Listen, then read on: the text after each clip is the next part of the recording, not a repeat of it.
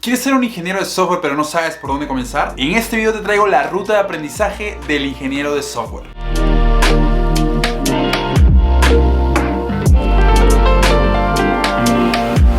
En nuestro video anterior hablamos de la ruta del programador. Si es que aún no lo has visto, te dejaré una tarjetita por aquí para que vayas a checarlo. Pero como nosotros queremos ser ingenieros de software, en este video iremos más profundo en los conocimientos, conceptos y principios que todo ingeniero de software debe conocer. Para que sea mucho más fácil seguir esta ruta, la he dividido en tres partes principales. Primero, veremos todos los fundamentos de la ingeniería de software. En segundo lugar, revisaremos las buenas prácticas que deberíamos seguir e implementar en nuestros proyectos. En tercer lugar, veremos la ingeniería de software aplicada en las distintas etapas del proceso de desarrollo de software. Y finalmente terminaremos con unas recomendaciones personales. Y bueno, sin más que decir, comencemos con la ruta. Empecemos hablando de los fundamentos de la ingeniería de software. En nuestra primera parada de la ruta del programador, aprendimos sobre los fundamentos de la programación. Del mismo modo, hay ciertos conocimientos que son fundamentales para todo ingeniero de software. En primer lugar, te servirá mucho aprender sobre arquitectura de computadoras y sistemas operativos. No se preocupen, la idea de esto no es que aprendan a crear su propia computadora. Lo importante aquí es que sepas cuáles son las distintas partes y componentes de una computadora y cuál es la función que cumple cada una de ellas. Aprenderás cuál es la diferencia entre las arquitecturas CISC y RISC, dos de las arquitecturas de computadora más usadas hoy en día. Aprenderás también cómo es que un procesador ejecuta instrucciones, qué es la memoria caché, qué son los núcleos, qué son los hilos y qué es un buffer de memoria. Aprenderás también qué es un proceso y aprenderás cómo es que el sistema operativo trabaja con los componentes de la computadora para orquestar los distintos procesos en el sistema. Aquí también aprenderás de distintas familias de sistemas operativos y probablemente tendrás tu primer encuentro con Linux. En este punto, si te animas, también podrías aprender a programar en Assembly, para que te des una idea de cómo funcionan los lenguajes de programación y cómo interactúan con los recursos de la computadora a bajo nivel. Otra de las cosas que te diferenciará como ingeniero de software es tu entendimiento técnico de los distintos algoritmos y estructuras de datos que existen. Cómo podrías utilizarlos para optimizar la eficiencia de tu programa. Si bien es cierto que muchos de los lenguajes de programación modernos y frameworks que utilizamos ya implementan estructuras de datos y algoritmos por debajo, es importante que los conozcamos para poder medir su efectividad y utilizarlos con precisión. Dos de las estructuras más utilizadas y que probablemente ya conoces son los arreglos y los hash maps, también conocidos como diccionarios. Pero otras estructuras que deberías conocer son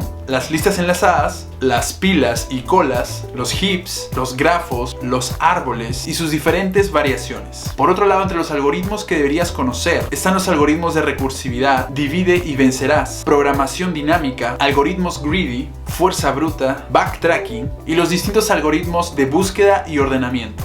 Recuerda dos cosas muy importantes sobre los algoritmos. Cada algoritmo se utiliza con un propósito específico. No existe un algoritmo que solucione todos los problemas. No puedes utilizar Dijkstra o Dynamic Programming simplemente porque te gustó el nombre. Es importante entender bien el problema antes de aplicar uno. Lo segundo que debes saber es que los algoritmos están casados con las estructuras de datos. Hay algoritmos diseñados para funcionar con ciertas estructuras de datos. También las estructuras necesitan de algoritmos para mantenerse.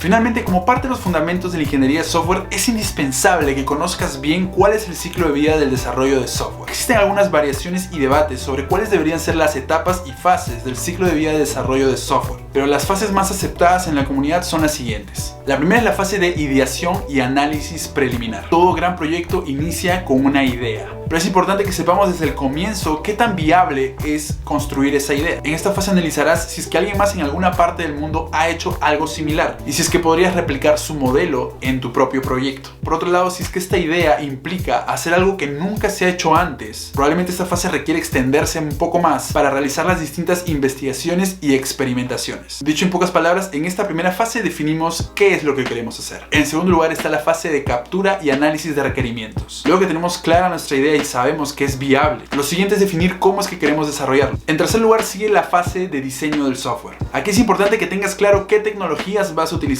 Ojo, esto no quiere decir que tú necesariamente tengas que programarlo todo. De hecho, todo gran proyecto está conformado por grandes equipos. Pero en esta fase será importante que vayas estableciendo los cimientos y las bases de cómo es que quieres construir tu aplicación, asegurando la escalabilidad y la calidad de este a lo largo de toda su vida. La siguiente etapa es empezar a construir lo que ya hemos diseñado. Aquí aplicaremos todo lo que hemos aprendido en nuestra ruta del programador. La siguiente fase es la fase de integración y pruebas. Aquí es importante que sepamos cómo distribuir nuestras aplicaciones y cómo realizar distintas pruebas manuales y automatizadas. Luego que hemos probado y certificado nuestro software, lo que sigue es el despliegue. Esto quiere decir publicar nuestros servicios web y subir nuestras aplicaciones a las tiendas digitales. Las siguientes 2 etapas forman parte de lo que se conoce como la evolución del software, y es el mantenimiento y la dada de baja del mismo. Vamos a hablar con más profundidad de estas etapas más adelante, así que quédense conmigo. Llegamos a nuestra segunda parte de nuestra ruta del ingeniero de software y vamos a aprender sobre buenas prácticas. Lo primero que debes aprender son sobre buenas prácticas de codificación, también conocido como código limpio o clean code, como el libro de Robert C. Martin que ya he recomendado anteriormente en el canal. Un error bastante común que cometemos los programadores principiantes es escribir código pensando en nosotros. Código que nosotros podamos entender, pero un ingeniero de software debe ser capaz de pensar más allá de sí mismo y adelantarse al futuro del proyecto que están desarrollando. Debe preocuparse por cómo su programa crecerá en el tiempo y la cantidad de desarrolladores que podría sumarse y contribuir al código en el futuro y darle mantenimiento. Para reforzar tus conocimientos te recomiendo el libro de Clean Code de Robert C. Martin, pero en caso no lo puedas comprar existen muchos resúmenes que puedes encontrar en internet.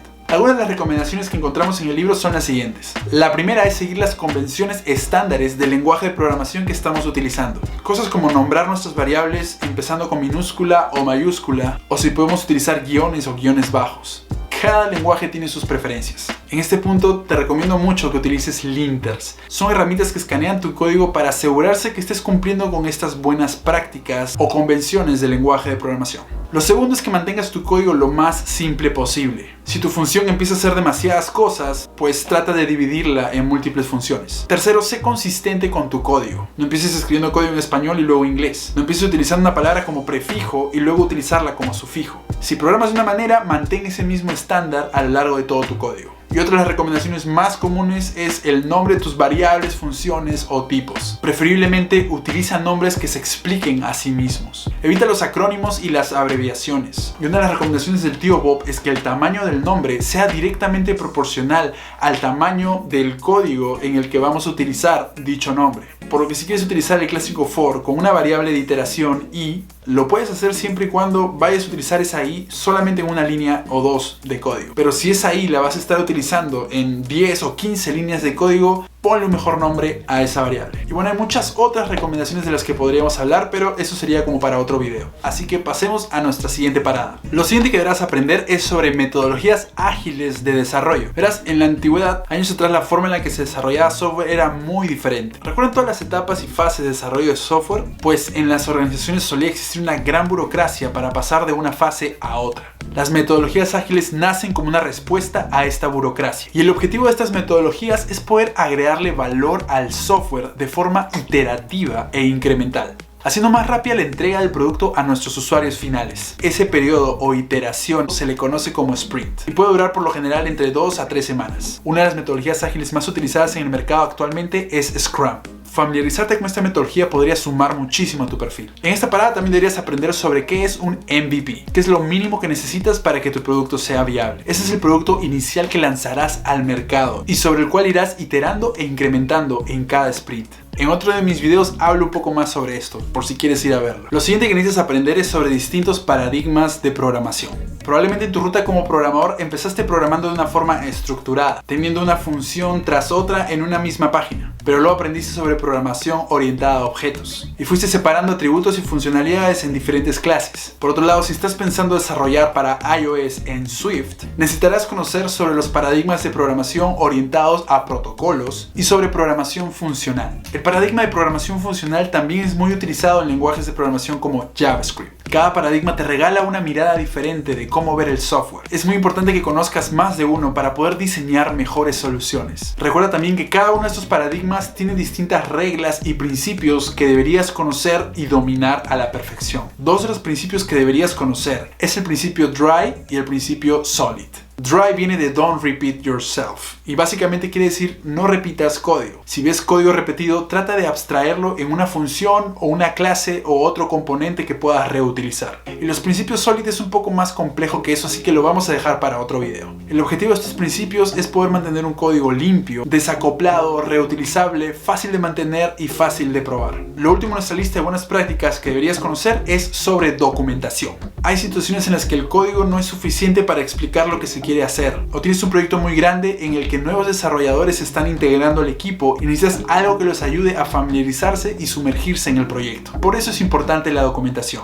Entre las documentaciones que deberás aprender es hacer un buen README, que es un archivo en la raíz de tu proyecto con todas las instrucciones a seguir para empezar a trabajar en el proyecto o integrar una librería a otro proyecto. El segundo documento que debes dominar es el changelog. Ese es un archivo que lleva registro de todos los cambios que se van realizando en el proyecto. Si bien ya estamos utilizando herramientas de versionamiento, muchas veces el changelog nos sirve para poder tener una vista rápida de qué cambios se están integrando en cada nueva versión. Por otro lado, también debemos aprender a documentar historias de usuario. Es importante que conozcas cuál es la estructura de una historia de usuario para poder exigir una buena documentación. Otras documentaciones que ayudarán muchísimo a tu equipo son los diagramas de flujo, los diagramas de arquitectura, manuales de usuario y guías de desarrollo y code style. Y bueno, llegamos a nuestra parte final. Vamos a hablar más a fondo de los conocimientos específicos de la ingeniería de software. Una de las primeras cosas que deberás aprender es hacer un buen análisis de requerimientos. Recuerda que un requerimiento expresa el qué y el cómo del software que vamos a desarrollar. Como ingeniero de software es importante que entendamos a profundidad la necesidad del negocio para poder dar la mejor solución técnica posible. En este punto también será importante que conozcas la diferencia entre un requerimiento funcional y un requerimiento no funcional. Un requerimiento funcional está más enfocado en qué es capaz de hacer nuestro software. Con la funcionalidad de me gusta en YouTube. Si aún no lo has probado, vamos, te espero.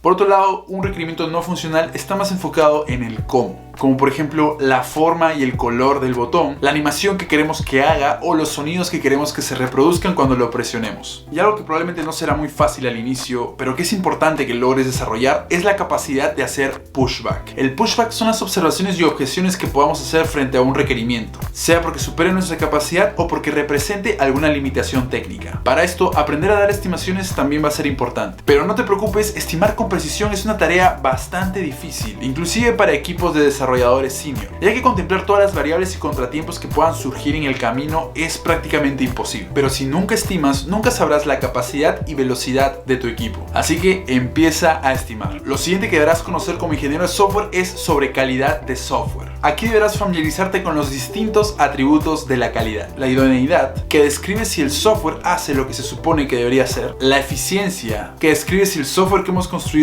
resuelve el problema utilizando la menor cantidad de recursos y tiempo posibles. El atributo de compatibilidad, que podría ser, por ejemplo, con cuántos dispositivos va a ser compatible tu aplicación o desde qué versión de sistema operativo o navegador va a soportar tu aplicación. El siguiente atributo es el atributo de usabilidad. ¿Qué tan fácil es realizar alguna tarea en tu aplicación? ¿Cuántos clics tengo que dar? El tamaño, posición de los botones, etc. Y el siguiente atributo es el atributo de confiabilidad, que describe cuánto tiempo puede pasar el sistema sin que presente ningún tipo de error ni interrupción. Por otro lado está el atributo de seguridad, cómo es que nuestro sistema está haciendo uso correcto de la información y respetando la privacidad de nuestros usuarios, y vamos a hablar un poco más de ese más adelante. Por otro lado tenemos el atributo de mantenibilidad, que definirá qué tan fácil es dar mantenimiento a nuestro software. Y finalmente tenemos el atributo de portabilidad, que define qué tan sencillo será migrar nuestro software de un entorno a otro. Es muy probable que en nuestra búsqueda de la calidad del software no podamos satisfacer todos estos atributos al mismo tiempo y en la misma medida. Por ejemplo, dos atributos que suelen entrar en conflicto muy a menudo es el atributo de usabilidad y el de seguridad. Todos queremos usar una aplicación donde nuestra información esté segura. Pero si para iniciar sesión o registrarme en la aplicación se vuelve muy complicado, es muy probable que perdamos potenciales clientes. Aquí es necesario llegar a un punto medio. Lo siguiente que deberás aprender es sobre diseño de software. Y aquí viene a jugar un papel muy importante los patrones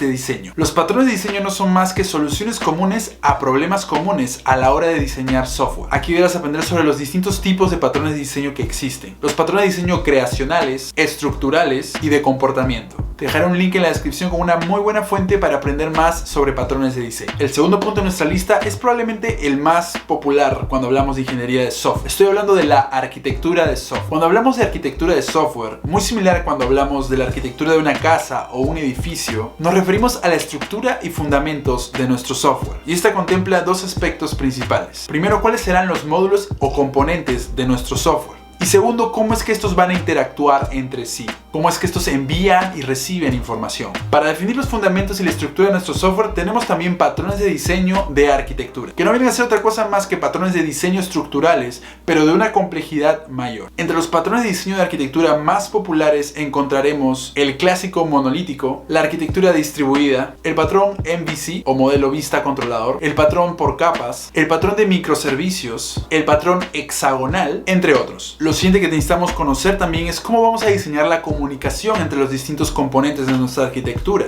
Para eso también tenemos distintos tipos de conectores que van a ser los encargados de enviar y transmitir los distintos mensajes a lo largo de toda nuestra arquitectura. Tenemos las llamadas asíncronas y síncronas, tenemos el enrutador o router, tenemos el conector de difusión o broadcast, o también tenemos las colas de mensajes. Mi recomendación en este punto también es que te familiarices con la arquitectura basada en eventos, que viene a ser un sistema de comunicación ideal para arquitecturas distribuidas o basadas en microservicios. Lo siguiente que deberás aprender es sobre evolución de software. Como mencionamos anteriormente, la evolución de software comprende el mantenimiento y la dada de baja de nuestro software. Si ya aprendiste Git y a utilizar un servidor de repositorios, lo siguiente que deberás aprender es a definir un branching model, que es el modelo que van a seguir como equipo para crear diferentes ramas en el repositorio, hacer algún merge y definir la forma en la que se va a llevar el control de cambios del proyecto hasta su despliegue. En esta misma línea también deberás contemplar cómo se van a abordar los distintos bugs que se reporten en el proyecto. Por lo general, si un bug se reporta en producción y necesita resolverse cuanto antes, se le conoce como un hotfix. Mientras que si es un problema que se puede resolver y puede esperar hasta el siguiente release, se le conoce como un bugfix. Por otro lado, también deberás aprender sobre estrategias de distribución o de release. Deberás entender sobre Continuous Integration y Continuous Delivery. También podrás aprender sobre A/B Testing, que es cuando pruebas dos versiones de un mismo producto a dos grupos diferentes de usuarios, usualmente para validar cuál de las dos opciones funciona mejor.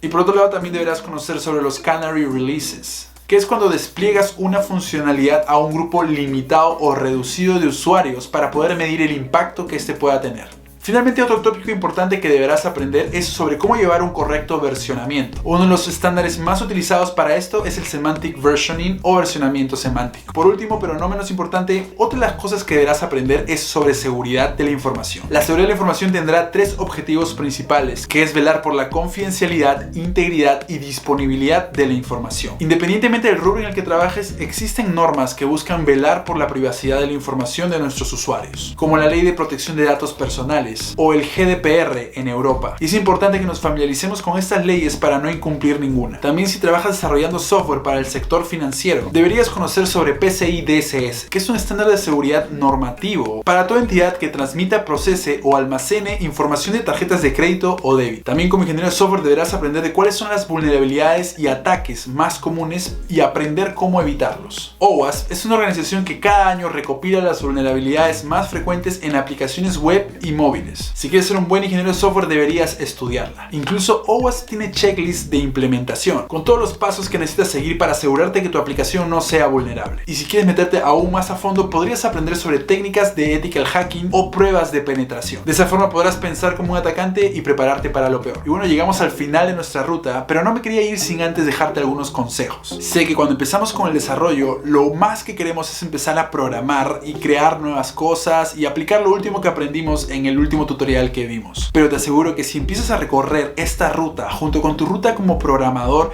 vas a tener grandes resultados este año. En segundo lugar, si ya empiezas a trabajar como programador, es probable que al principio solo te asignen tareas relacionadas a codificación, pero eso no significa que no debas aprender estas cosas, ya que mientras vayas creciendo en experiencia, lo más probable es que vayan a solicitar tu tiempo para tareas de ingeniería. En tercer lugar, no servirá de mucho que te llenes de muchos conocimientos si es que no los pones en práctica. Si tienes la oportunidad de aplicar estos principios y conocimientos en tus proyectos personales, podrías aprender y crecer muchísimo como profesional. Y finalmente, quería aclarar que yo no soy ningún experto en todas las cosas que hemos hablado en estas rutas de aprendizaje. Es más, creo que en varias de estas materias solo soy un principiante. Todos nos encontramos en un proceso de aprendizaje. Y es que eso es lo bonito de nuestra carrera. Y es que nunca se deja de aprender. Mi deseo es poder seguir aprendiendo junto a ustedes y compartir nuestro recorrido juntos. Así que gracias por ser parte de esta comunidad que no se cansa de aprender. Y bueno, eso fue todo por el video de hoy. Espero que el video no haya sido muy largo, que no se hayan aburrido y que hayan aprendido algo interesante el día de hoy. Si es tu primera vez por aquí, te invito a suscribirte. Estaré subiendo videos como estos cada semana, así que suscríbete para que no te los pierdas. Y recuerda que tenemos los comentarios para poder interactuar, compartir preguntas, dudas y simplemente poder crear comunidad. Recuerda que también puedes seguirme en mis redes sociales, donde estaré compartiendo algunos tips e interactuando más con ustedes. Y bueno, eso fue todo por el video de hoy. Como siempre, espero que estén bien y nos vemos hasta la próxima.